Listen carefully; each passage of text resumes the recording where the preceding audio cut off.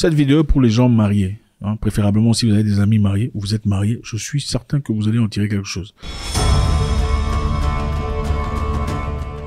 Les mariés, il n'est pas normal de ne pas avoir de quoi parler avec son partenaire. Je sais que des fois ça arrive aux gens, vous vous asseyez là, vous n'avez rien à vous dire. Ce n'est pas normal, il y a une maladie là. Quand vous vous trouvez dans une telle situation, c'est-à-dire que quelque chose s'est brisé quelque part. La question que vous devriez vous poser est celle-ci. Avez-vous le même sentiment quand vous rencontriez cette personne il y a de cela quelque temps? À vos débuts, est-ce que vous n'aviez rien à vous dire? Vous avez tous les deux le devoir de traiter votre relation.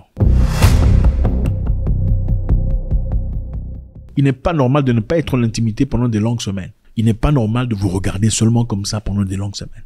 Qu'est-ce qui s'est passé? Pourtant, au départ, c'était chaud entre vous. Et je sais que beaucoup de personnes diront, ok, bon, avec le temps, tout ça. Non, d'accord, c'est chez vous, avec le temps, ça devient comme ça. Et c'est simplement parce que dans beaucoup de sociétés africaines, les couples ne partagent jamais leur expérience avec d'autres couples. Il y a des pays assez développés où les couples se réunissent pour discuter et parler de leur vie, dans le but d'améliorer leur vie. Et vous remarquerez qu'il y a des gens qui sont vieux, mais qui ont une vie intime splendide. Il n'est donc pas normal pour vous, un jeune homme, et quand je parle de jeune, c'est jusqu'à 59 ans, de n'être en intimité qu'une fois toutes les quelques semaines. C'est de la folie. Je ne vous dirai pas ce qu'il faut faire. Vous n'êtes pas obligé de toujours vivre ça chez vous à la maison. Vous pouvez aller pendant les week-ends quelque part, passer du temps. Et puis ça ne commence pas seulement quand vous êtes entre quatre murs. L'intimité commence déjà à distance au téléphone, en train de parler, en train de vous préparer. L'intimité commence dans les services que vous vous rendez. Mettez de l'argent de côté. Je sais que tout le monde ne peut pas y arriver, mais allez chercher un hôtel quelque part pour les week-ends.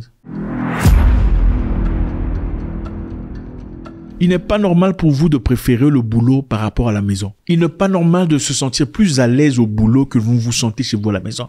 C'est de la maladie. Quand une personne se dit « je me sens plus à l'aise ailleurs que chez moi », il y a une maladie qui est créée. Il faut trouver un traitement pour ça. C'est-à-dire qu'il y a des choses qui sont brisées.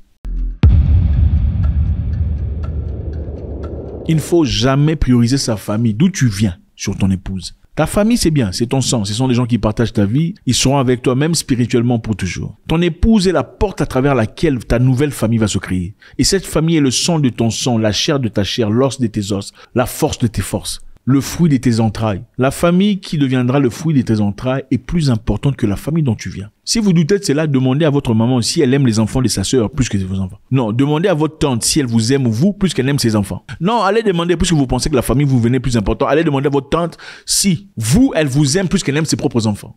Ce n'est pas possible. Ne laissez pas vos frères détruire votre mariage. Ne les autorisez pas de vous pousser à faire des choses qu'ils n'ont jamais fait avec leur mari. Seulement au nom de l'amour et la fraternité, qui en réalité ne sont que des sentiments périls. Priorisez votre partenaire. Il n'est pas normal de ne pas avoir des désirs à l'égard de son partenaire. Il faut désirer ton partenaire. Pourquoi tu allais choisir une femme moche? Bref, je m'excuse. Désirer son partenaire est très important. Le désir est une chose qu'on crée. Ce n'est pas à moi de vous le dire. Quand les gens disent « oh non, je ne sens plus rien, j'ai perdu l'amour, j'ai perdu le désir », ça veut simplement dire « j'ai perdu le courage de fournir des efforts pour que je désire mon partenaire ». Il n'est pas normal d'avoir plus de temps pour son téléphone que tu n'en as pour ta relation ou pour ton mariage. Je pars des fois dans des restaurants où tu vois des gens assis, l'homme et la femme, mais les deux sont comme ça, en train de tapoter leur téléphone. Ma question que je me pose est celle-ci. Pourquoi êtes-vous là? Fallait rester à la maison chacun dans son coin pour jouer au téléphone. Commandez à manger comme ça, vous jouez votre téléphone. Il est important de connecter, de se regarder dans les yeux et de se dire les choses les plus profondes. Il est important de soigner ce que vous avez.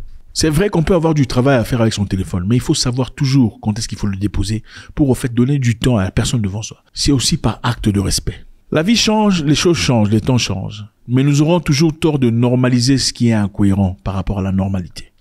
God bless.